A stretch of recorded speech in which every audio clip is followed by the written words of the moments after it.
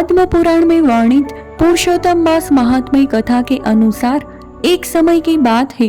नैमिषारण्य नामक पवित्र स्थान पर हजारों ऋषि मुनि यज्ञ करने के लिए एकत्र हुए। उनके सौभाग्य से महान ऋषि सूता गोस्वामी, जो विभिन्न तीर्थ स्थलों की यात्रा कर रहे थे, अपने शिष्यों के साथ वहां पहुंचे। उन्हें देखकर उपस्थित ऋषि मुनि अत्यंत प्रसन्न हुए। वे सभी महान ऋषि को सम्मान देने के लिए तुरंत खड़े हो गए। उन्हें एक बहुत अच्छा व्यासासन दिया और हाथ जोड़कर उनसे उन पर बैठने का अनुरोध किया। नैमिषारण्य के ऋषियों ने हाथ जोड़कर सूत गोस्वामी से कहा, हे सूत जी, हम आपसे विनम्रता पूर्वक अनुरोध करते हैं कि आप हमें भगवान की अद्भुत गतिविधियों और लीलाओं के बारे में कुछ बताएं। ऐसे हजारों आख्यान हैं, लेकिन हम सबसे उत्तम आख्यान सुनना चाहते हैं, जिसका पालन करके हम सभी इस भव सागर से मुक्ति पा सके और भगवान के पास वापस लौट सके। शौनक ऋषि की अध्यक्षता में इन ऋषियों द्वारा किए गए अनुरोध को सुनकर सूत गोस्वामी ने बोलना शुरू किया, हे ऋषियों, कृपया मेरी बात सुने। मैं सबसे पहले पुष्कर तीर्थ गया, फिर हजारों तीर्थों का भ्रमण करते हुए हस्तिनापुर पहुंचा। वहां गंगा के तट पर मैंने परीक्षित महाराज के साथ हजारों ऋषियों को बैठे देखा। तभी महान ऋषि सुखदेव गोस्वामी प्रकट हुए और उपस्थित सभी संतों ने हाथ जोड़कर अपने स्थानों से उठकर उन्हें उचित सम्मान दिया। सभी संतों ने सर्वसम्मति से सुखदेव गोस्वामी को व्यासासन की पेशकश की, जो परीक्षित महाराज को कृष्ण कथा सुनाएंगे। सूत गोस्वामी ने कहा, हे संतों, मैं अभी अभी हस्तिनापुर से आया हूँ, जहाँ मैंने सुखदेव गोस्वामी के कमल मुख से श्रीमद् भागवत को सुना है।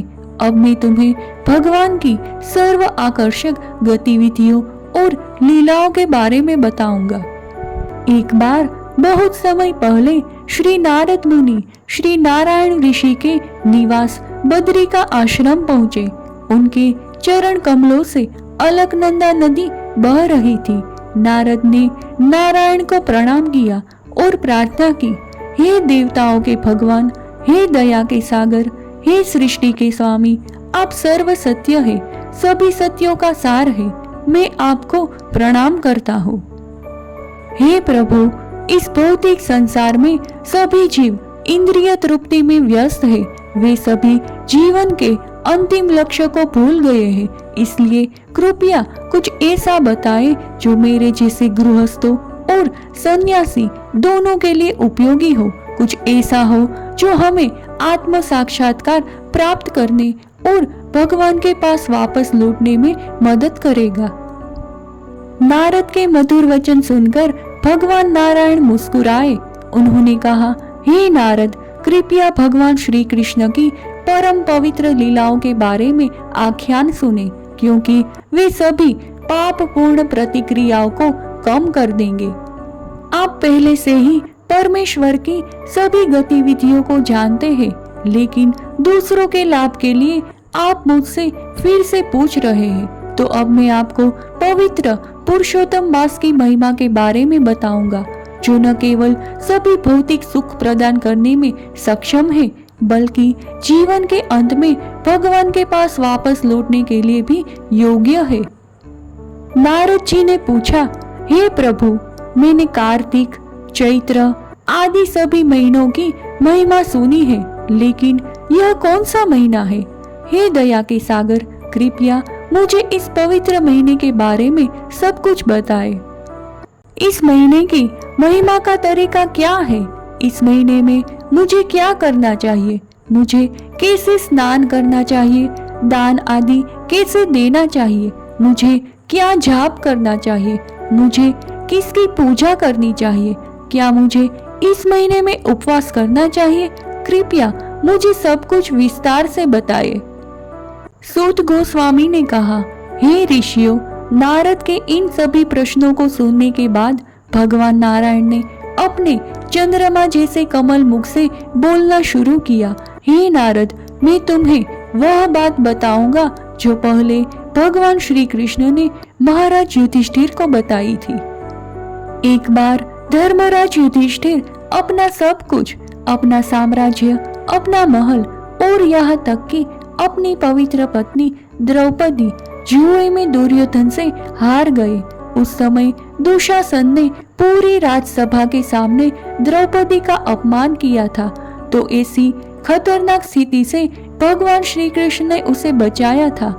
इस घटना के बाद युधिष्ठिर महाराज अपने भाइयों और पत्नी के साथ अपना राज्य छोड़कर वृंदावन के काम्यवन में रहने लगे। एक बार देवकी के पुत्र श्री कृष्ण उस वन में पांडवों से मिलने गए। द्रौपदी सहित सभी पांडव अपने भगवान को देखकर बहुत खुश हुए और वे अपने दर्दनाक वन जीवन को तुरंत भूल गए। श्री कृष्ण के दर्शन मात्र से ही उन्हें एक नए जीवन से समृद्ध महसूस हुआ।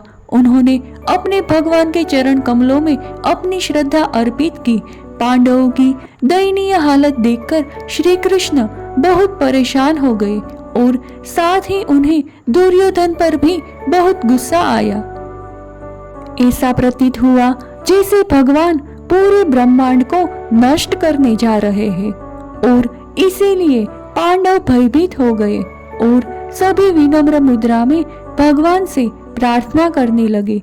अर्जुन की विनम्र प्रार्थना सुनकर भगवान ने स्वयं को संयत किया और सभी पांडवों से प्रसन्न होकर और मित्रता से नियंत्रित होकर एक कथा सुनानी आरंभ की। एक समय की बात है, ईश्वर की व्यवस्था से इस संसार में एक अतिरिक्त महीना आया। हर किसी ने इस महीने को सबसे अशुभ माना और यहाँ तक कि इसे मल जैसे महीने के रूप में भी देखा। जिस प्रकार मल को नहीं छूना चाहिए, उसी प्रकार इस माह को भी अशुभ माना जाता था। इसे लगातार असुरक्षित और निंदा किया गया और किसी भी धार्मिक और शुभ गतिविधियों के लिए अनुचित समय के रूप में सभी ने इसे अस्वीकार कर दिया। समस्त मनुष्यों द्वारा इस प्रकार तिरस्कृत किए जाने तथा निरंतर केवल अपशब्द तथा निंदा सुनने से इस अधिक मास का व्यक्तित्व अत्यंत दुखमय हो गया। वह भगवान को अपनी दुखद स्थिति समझाने के लिए वैकुंठ आया था। भगवान विष्णु को सिंहासन पर देखकर वह दुख और दुख की मुद्रा में उनके चरण कमलों में गिर पड़े। उसकी आंखों से बहुत आंसू गिर रहे थे।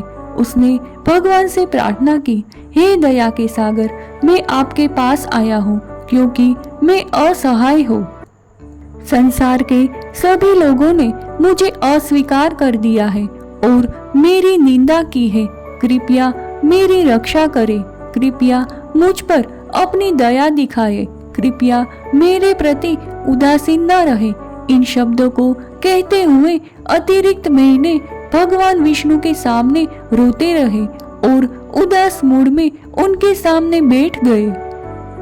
अधिक मास की दीनहीन एवं दयनीय स्थिति देखकर भगवान विष्णु उस पर अत्यंत दयालु हो गए। उसने उससे कहा, शोक मत करो, मैं तुम्हें तुम्हारे सभी दुखों से सुरक्षा दूंगा। कृपया रोना बंद करें। मेरी चरण कमलों की शरण लेकर विलाप करना उचित नहीं है।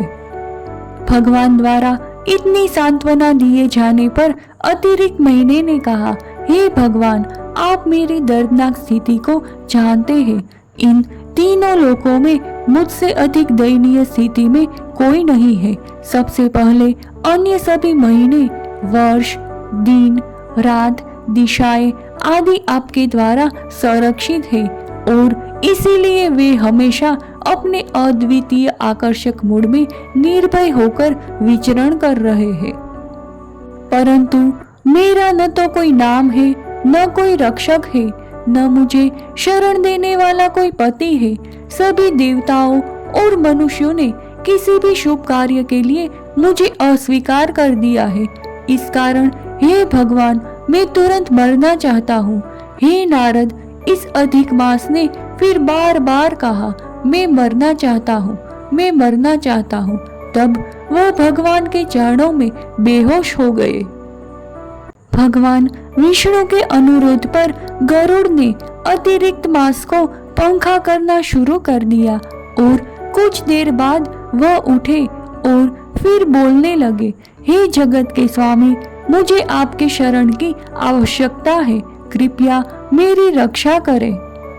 भगवान विष्णु ने अतिरिक्त मांस से कहा, हे बालक, कृपया शोक मत करो, तुम्हारा दुख शीघ्र ही समाप्त हो जाएगा। उठो और मेरे साथ गोलोक वृंदावन चलो, जो बड़े बड़े योगियों के लिए भी अप्राप्य है। गोलोक भगवान श्री कृष्ण का निवास स्थान है। यहाँ भगवान श्री कृष्ण अपने 2 हाथों वाले रूप में गोपियों से घिरे हुए हैं और अपनी अनंत लीलाओं का आनंद ले रहे हैं।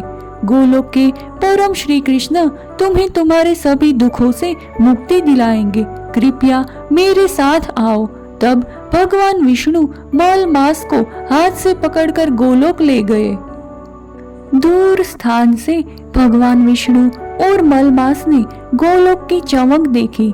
इस चकाचौंध चमक ने स्वतः ही मलमास को अपनी आंखें बंद करने के लिए मजबूर कर दिया। इसीलिए अतिरिक्त महीने को अपने पीछे रखते हुए भगवान विष्णु तब तक आगे बढ़े जब तक वे मुख्य द्वार तक नहीं पहुंच गए। वहां द्वारपाल ने उन्हें प्रणाम किया। परम धाम पहुंचने पर भगवान विष्णु ने भगवान श्री कृष्ण से मुलाकात की, जो कई समर्पित गोपियों से घिरे हुए थे। रमा देवी के पति भगवान विष्णु ने भगवान श्री कृष्ण को प्रणाम किया। फिर उन्होंने अतिरिक्त मांस को भी भगवान श्री कृष्ण के कमल चरणों में प्रणाम करवाया, भले ही वह जोर जोर से रो रहे थे। तुरंत श्री कृष्ण ने पूछा, वह क्यों रो रहे हैं? वह गोलोक वृंदावन में है, वह क्यों रो रहे हैं? भगवान श्री कृष्ण के ये वचन सुनकर भगवान विष्णु अपने आसन से उठ गए और अधिक मास की दयनीय स्थिति बताने लगे। उसने उनसे अपने असुरक्षित महीने की रक्षा करने की विनती की। भगवान कृष्ण, आपके अलावा कोई नहीं है जो इस अतिरिक्त महीने को उसकी नारकीय स्थिति से बचा सके और उसे पूर्ण सुरक्षा प्रदान कर सके। इतना कहकर भगवान विष्णु हाथ जोड़कर श्री कृष्ण के सामने खड़े रहे। तब सूत गोस्वामी ने बोलना जारी रखा, हे ऋषियों, भगवान विष्णु ने अपना आसन ग्रहण किया और भगवान कृष्ण ने उनसे अत्यंत गोपनीय बातें कही। ध्यान से सुनो, क्योंकि अब मैं उन शब्दों के नाम सबके साथ बांटने जा रहा हूँ। पुरुषोत्तम श्री कृष्ण ने कहा, हे विष्णु, तुमने मेरे लिए यह अतिरिक्त महीना लाकर बहुत महान कार्य किया है। इस एक्ट को करने से आप और भी मशहूर हो जाएंगे, क्योंकि आपने इस मलमास को स्वीकार कर लिया है, इसीलिए मैं भी उसे स्वीकार कर लूंगा। मैं इस गरीब अतिरिक्त मांस को गुणवत्ता, प्रसिद्धि, ऐश्वर्य, प्राप्ति, सफलता और भक्तों को आशीर्वाद देने में अपने जैसा ही बनाऊंगा। यह महीना मेरे लिए भी उतना ही शक्तिशाली होगा। मैं इस दुरुपयोग वाले महीने में अपने सभी दिव्य गुण प्रदान कर रहा हूँ। मेरे नाम से यह मास इस संसार में पुरुषोत्तम मास के नाम से प्रसिद्ध होगा। हे जनार्दन, अब क्योंकि उसने मेरे गुणों को अपना लिया है, मैं स्वयं इस पुरुषोत्तम महीने का पति और रक्षक बन जाऊंगा और यह महीना मेरे तुल्य होकर अन्य सभी महीनों का स्वामी होगा। अब यह महीना सबके लिए पूजनीय हो जाएगा। सभी को उन्हें प्रणाम करना चाहिए, सभी को उनकी पूजा करनी चाहिए। यह महीना अपने पालनकर्ता को किसी भी प्रकार का आशीर्वाद देने में मेरे समान ही शक्तिशाली है। इस महीने का उपासक पिछले सभी पापों को जलाकर राख कर देगा और भौतिक क्षेत्र में आनंदमय जीवन का आनंद लेने के बाद वह भगवान के पास वापस लौट आएगा। हे गरुड़ ध्वज, भगवान श्री कृष्ण ने आगे कहा, मेरा गोलोक तपस्या करने वालों, पवित्र गतिविधियों में लगे महात्माओं, ब्रह्मचर्य बनाए रखने वाले लोगों या पूरे जीवन भर उपवास करने वालों के लिए अप्राप्य है, लेकिन केवल पुरुषोत्तम मास का पालन करने और भक्त बनने से व्यक्ति आसानी से इस भौतिक सागर को पार कर सकता है और भगवान के पास वापस लौट सकता है।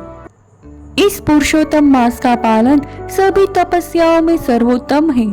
जिस प्रकार एक किसान अच्छी खेती वाली भूमि में बीज बोकर भरपूर फसल पैदा करता है, उसी प्रकार एक बुद्धिमान व्यक्ति जो इस पुरुषोत्तम महीने में भगवान के प्रति भक्ति का अभ्यास करता है, वह इस दुनिया में रहते हुए आनंदमय जीवन का आनंद उठाएगा और अपने शरीर को छोड़ने के बाद वह वापस देवत्व के लिए लौट आएगा।